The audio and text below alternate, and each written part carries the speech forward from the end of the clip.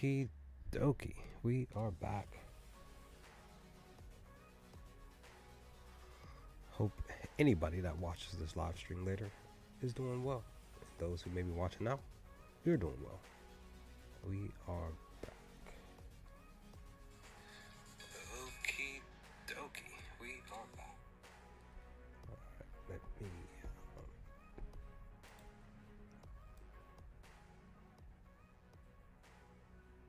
turn the music down some. We're back because tonight is episode 3 of Skeleton Crew. I may try to stay up to watch that episode. I may or may. It depends on how long the stream's gonna go. Hopefully just an hour. But we are gonna jump right into it. Like I said, hope everybody's doing well. Hope you had a good weekend. Hope you your Monday was good and your Tuesday today treated you well. We're going to dive into episode 2. Thoughts, feelings, theorizations, all of that. Just a second. I couldn't find. Here we go. So yeah. As always, I do love how when we are in space, we're going to come right off on camera. We're going to just dive right into it because we got pretty much an hour and a half before episode 3 drops. But if you're watching this live stream later, feel free to leave some comments, thoughts, feelings, or whatever. But we're diving into this episode. I always love when they are showing this spot here, and that is pretty much the warp space and stuff, and the very hilarious response from the kids, because they've never experienced this. The one thing that I did not get a chance to talk about really is at Aten, its culture, because many of us have questions as to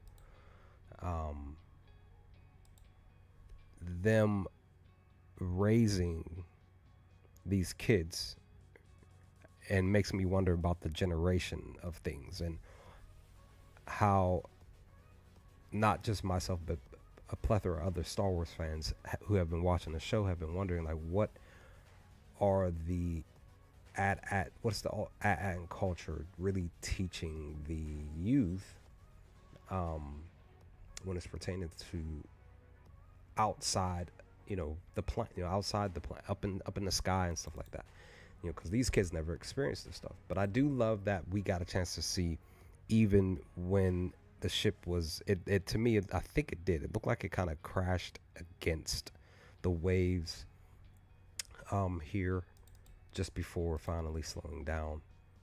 I just thought that it was cool, but I did like how the ship just looked like blurry, blurrish, colorish, and stuff like that here, specifically at the beginning portion of episode 2.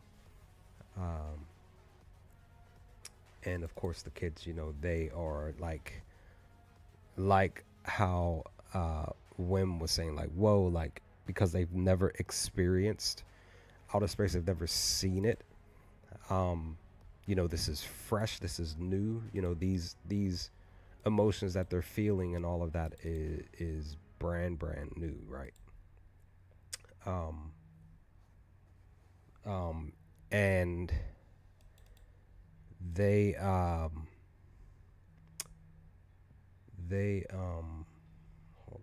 on. What are we doing? They in the midst of them being shocked and stuff, they of course hear something in the background. Of course, we don't know that it's SM-33, but specifically here when they are heading towards the noise, specifically here, it gave me the feel of Aliens, the movie, where it's just like, oh man, this thing, what is it? What is this thing here specifically? in the background. Um, uh, uh,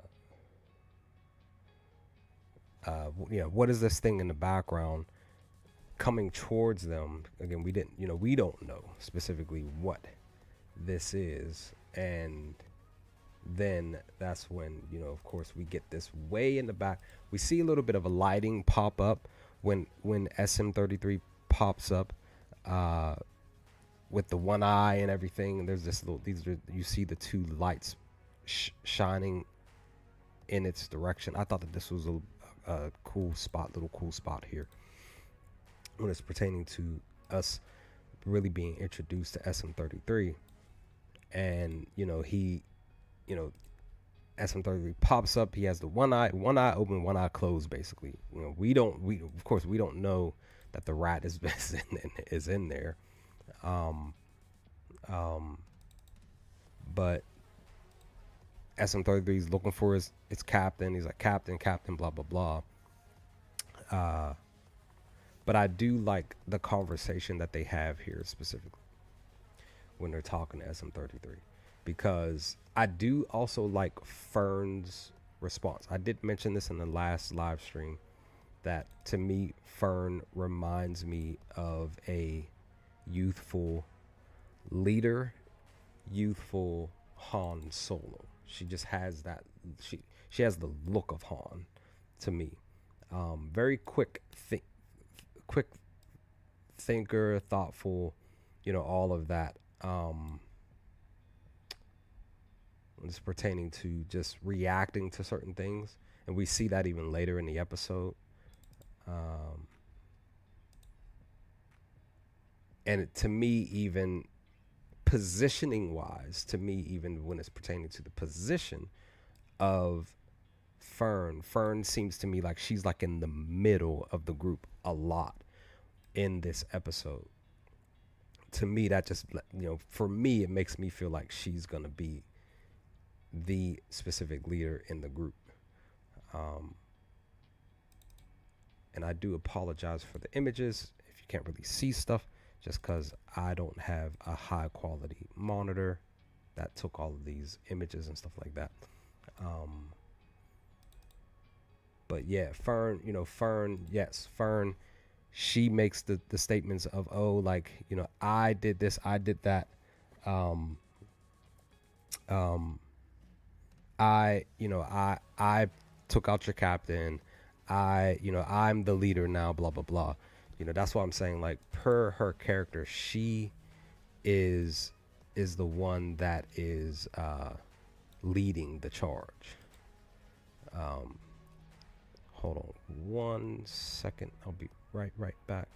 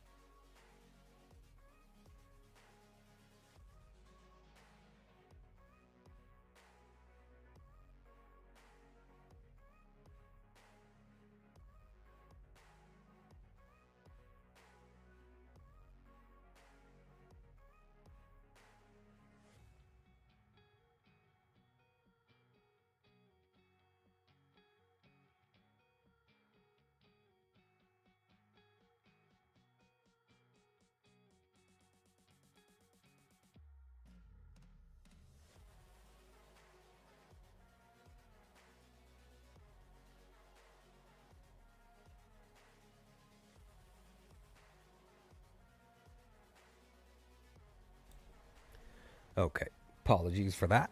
I had to answer an important phone call, but we're back. Um, but yeah, um, yeah, that's pretty much what I'm feeling when it's pertaining to Fern.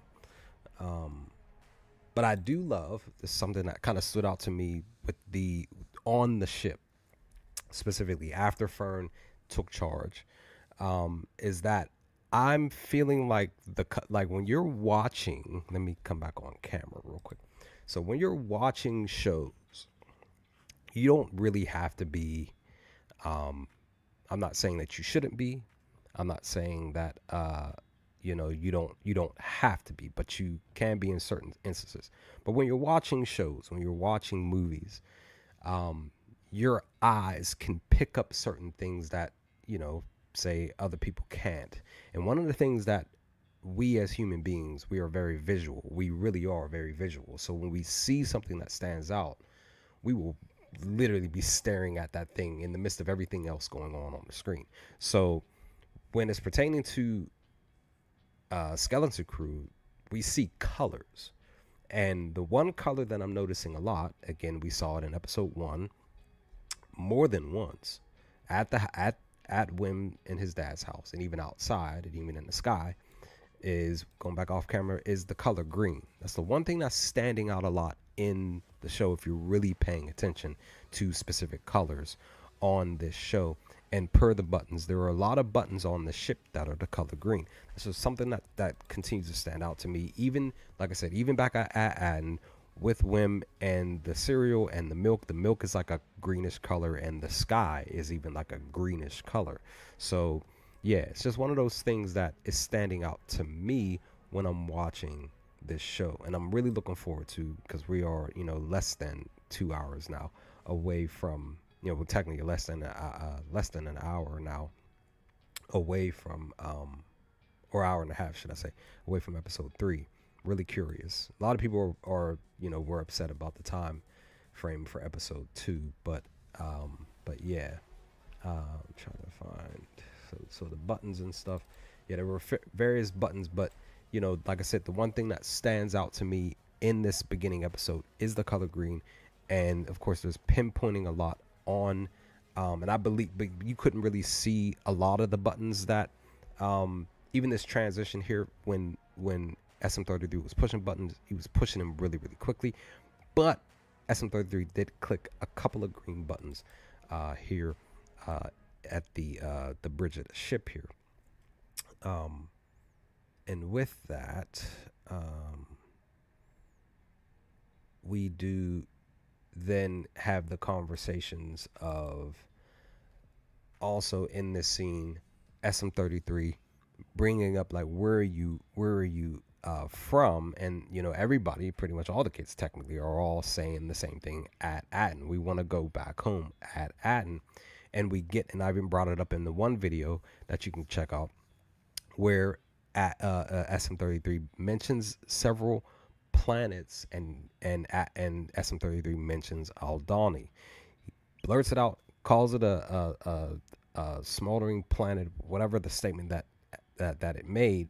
Um, but I was definitely excited. I had to do the video because some of you who are here on the channel, others who are watching this stream here, whether live or afterwards, will know and realize and recognize that Andor is definitely one of the top videos, or excuse me, shows, Star Wars, whatever, that's covered here on the channel here at Star Wars Unlimited Universe, right? So Andor being mentioned in episode 2 of Skeleton Crew was really really just a fun moment, and I love that SM33 mentions it, and it makes me wonder, like I talked in the video. Again, you could go check that video out here on the channel, and all the other Andor videos that I have on the channel from season 1. But we're still not done with Andor season 1. We still got plenty more to talk about before season 2 drops. That I'm curious and wondering, will we get another mention of Andor at all, or even Aldani, or something, other information at all here on um, Skeleton Crew. But I do love the fact that the rat here pops out SM-33 Smee, Smee's left eye jumps out, um, and it's just hilarious. And it chases me. It chased Neil here in the scene, which was hilarious too. Um, but again, the one other thing to note is in the question is yes, amongst the stars, like I mentioned in the video, is Aldani in this direction?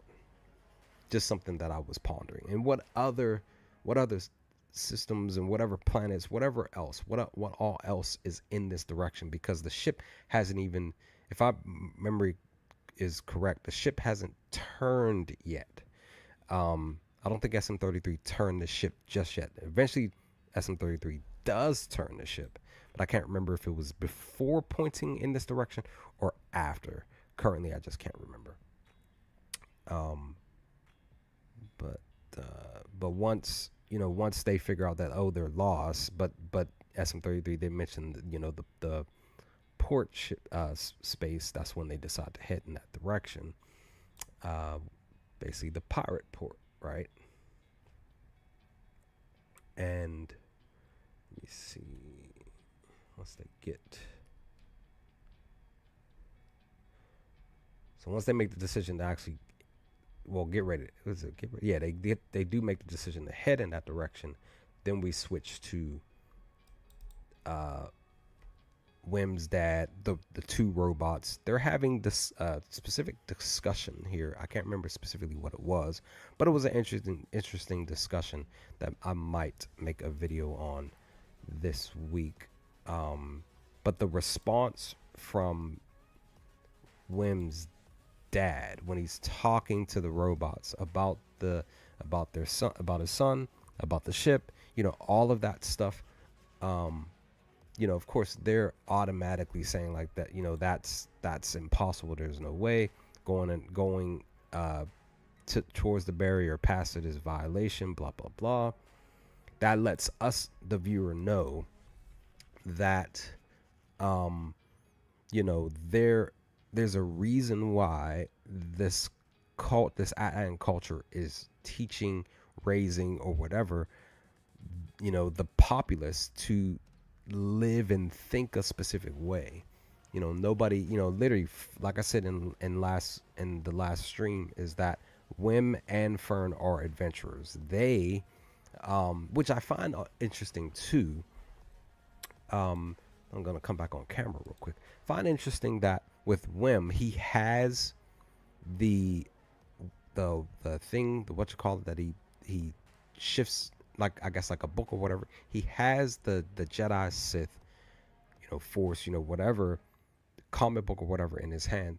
That is something that makes me ponder and wonder, like, they I guess this AT-AT culture knows of Jedi, they know of Sith. Again, this is just something that I'm pondering, is that because they're teaching the kids to basically, from my perspective, and plenty others, probably even yours too, that they are teaching these kids to just be, to live a specific way. Like, what are your specific goals? What kind of analyst or whatever you want to be? But you have Wim saying, like, I want to actually be like Neil was saying, like Neil said that, I can't believe you mentioned that you wanted to be a Jedi, but he's like, that's not what I said.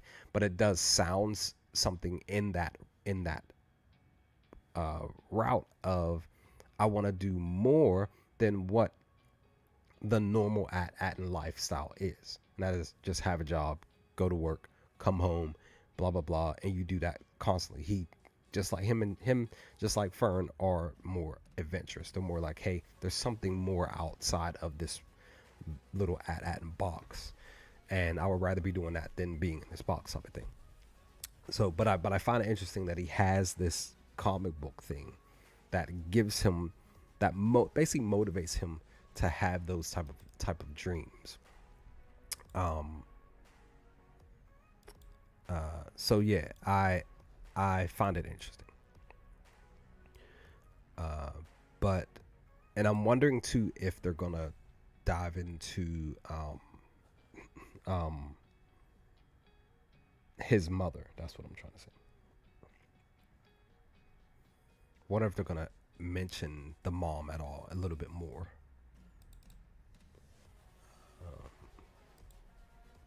Oh, but I did like this spot here with Neil and Wim when they found. I'm not gonna show the. I don't think I grabbed the screenshots, but I'm not gonna show the skeletons. But I found that interesting that Wim was like, yo, I think they had a duel, and I think they took each other out and blah blah blah. But I do like that they came into the room here, and the first thing, literally the first thing that Wim decided to do was jump on. I guess this looked like a mini bed, and there was so much dust on it, it flew up in the air. I like this spot here in this room. And just the conversation between Neil and Wim, where Neil's like, "I want to go home." Wim's like, "I don't want to. Uh, don't you want to stay?" He grabs the pirate hat, he puts it on. He grabs the scope. He's looking through the scope. All of that stuff. This kind of reminded me of like Pirates of the Caribbean / Hook with Robin Williams. Let me see if I can find. Yeah, there goes the scope. All of the stuff was just it like I mentioned again. I'm gonna keep probably mentioning this a lot, and I'm probably gonna mention this in this week's video for episode 3 or videos for episode 3. Is that the show just definitely had me smiling ear to ear. It really made me, the adult, feel like a kid again, because Wim was acting like a true kid. But once they get to the specific port with the ships, we see this is pirate port. They arrive here. We see a lot of ships, and I believe that this might be, I could be wrong, this might be the ship from Mandalorian season 3. This might be, specifically because it has the markings. It at least has the markings. I just can't remember the captain's name off the top of my head. But we do know Vane is here. We eventually do know that Vane is going to be here at this port space. But, makes me wonder. Definitely, more than likely, probably makes you wonder if you're a fan of this character. And that is, will we see Hondo in the show? That's just something that I need to do a video on. I've been meaning to do that. I haven't gotten a chance to do it yet. But I do love seeing a lot of these ships out here, because it did make me kind of wonder, is Hondo's ship out here? But it might not be at all. And does Brutus know about Hondo? Has Brutus heard of Hondo? That's another question that I ponder. And even Silvo, aka Jude Law's character. But when we arrive, we get to see them pop here. But I do love this spot here specifically. Yes, it opens the hatch for them to get on this little really, really small ship. I don't know the name of this specific character, but I did indeed enjoy seeing this puppet. Like, it was just cool. I just love puppets. I've always been a fan of puppets. Where did it disappear? There it goes.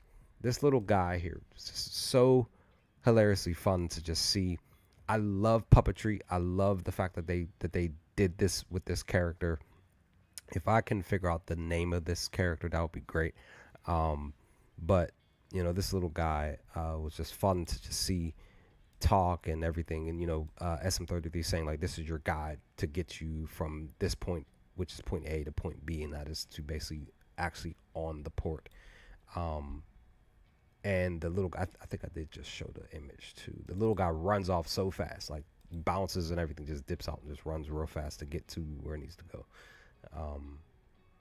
But once they're in there, they get the moving. And I do love too that they use the specific little guy to be up front to show him holding the I guess the navigator to navigate the ship and everything. That was cool. I really like that spot here too. And then we get a chance to see the kids like riding in the ship, floating over to get to their destination. I loved all of that here. They're basically taking in all of this information that's in front of them. when it's pertaining to seeing all these pirate ships. This was just fun. But I also love, of course, the fact that I believe it was KB. Once they arrived, they see a lot of stuff in front of them. Also, too, because again, I brought this up a second ago. I think this is it. No, that's not it. But we do get the shot. We see some people sitting down above them with their legs over the what you call it. That was cool. Where is it? Where are you? Where are you?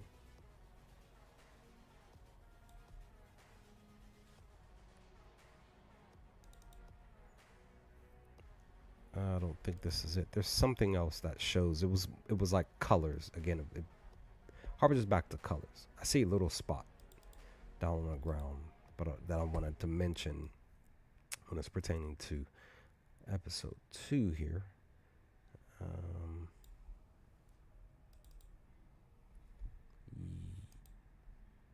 Yeah, no, that's not it. That's just more above stuff that they were just showing here.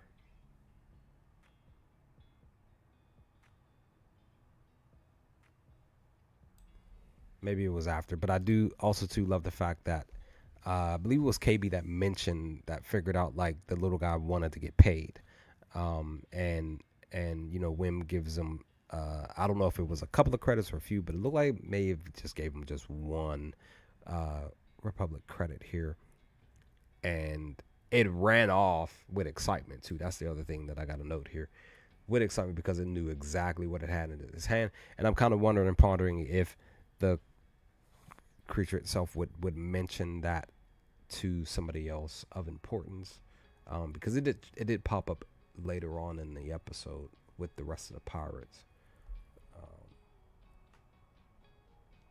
But it looks like to me, because it looked like Wim's dad gave him about 15 of these, maybe 20, and he may have used maybe a few, because I did like the fact that Wim did take the credits, and because I've done this when I was his age, I took the credits, yeah, or not the credits, but I took money and put it in my sock. I've done that before. That's what I'm saying. This show really just like hit home. Like this is kid-esque stuff, right? Here it goes. But they do point out, because I mentioned this in last stream, I really love them showing aliens. Like that is still a core thing about Star Wars, is there are just not humans, there are humanoids, there are aliens, there are other cultures, creature cultures and stuff like that living among human beings, and even including pirates. So, and you would figure that in the realm of pirates there definitely are a plethora of aliens involved, doing piratry stuff, right? But here it is. I think this is it. Yeah. So again, like I mentioned, colors stood out a lot in episode 2. And we see, once again, like I mentioned before, we see the color green here a couple of times. I feel like it could just be just something that they just decided to put in the show, but I just feel like there's a reason why they're showing the color green. It could be pointing towards a Jedi-esque type of thing. Could be, Captain Silvo, Jude Law's character, being somebody who has a lightsaber. We just don't know that he does, and it could be the color green. But just thinking outside the mini box that I have in my brain, as far as Star Wars is concerned with the show. But once we get around there, that's when we see them walking around. Also, too, we do see the one pirate that at the beginning of episode 1 who got its eye shot out, the right eye. I guess he was getting it fixed or something put in place, or whatever the case may be. Whatever's going on here, it looked like it hurt, because the alien creature responded in a way that definitely sounded like it hurt. But it was cool that we got a chance to see this alien here getting fixed up here. But then we also see this other alien. Looked like he was smoking, chilling out, and everything. This was cool. Like that's what I'm saying. Like I love that's why I love Star Wars so much, because it's just not the normal. It's not something you would normally see in a regular world. That's why that's like just why I love Star Wars. Um, I can't read the sign. I don't know what it says. I would have to look up, see if another YouTuber figured it out. But I'm guessing that's maybe like a bar or something, or a canteen or something like that. But also too,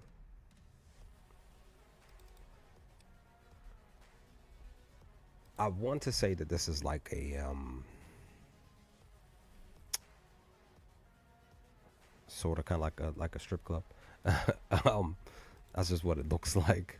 You go in there to have a little fun and have a little extra fun if you want. Um, but the light, again, the colors stand out. This reddish color, it stands out. Uh, gives off this hewn type of thing. Um, which again, like I said, I enjoy seeing this stuff. But with that, we do see,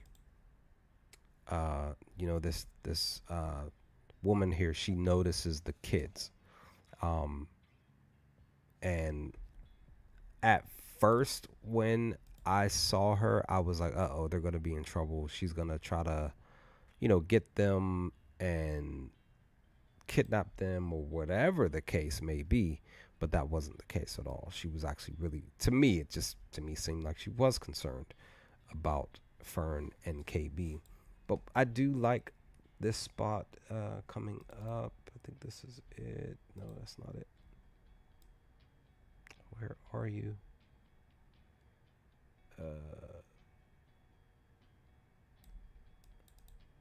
That's it. Yeah. So KB finds the little flying creature here. Little cute little creature. I did like that KB decided to after she sees it, she comes up and she boops the nose.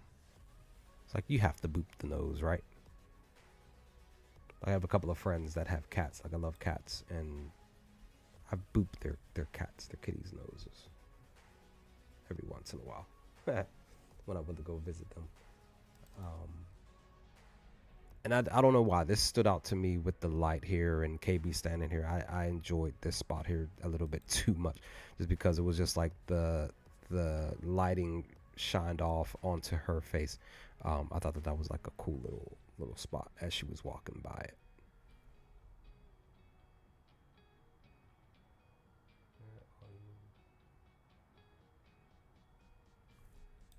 Is this it here?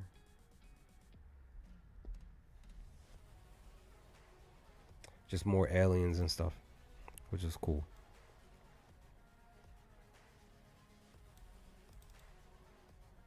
Oh yeah, the guy doing the demonstration with this, whatever this is, robotic whatever. I thought was interesting. Um,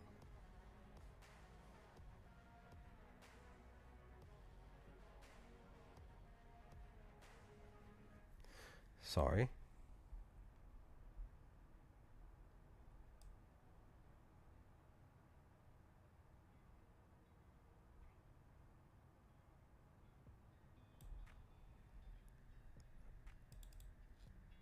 And then that's when we get this woman. I don't remember looking up any information on her, but like I said, she did seem really concerned. She was saying like it's really dangerous for kids and blah blah blah, and really questioning and wondering, because this is where we start to understand, like, yo, like they mentioned something specific about, the myth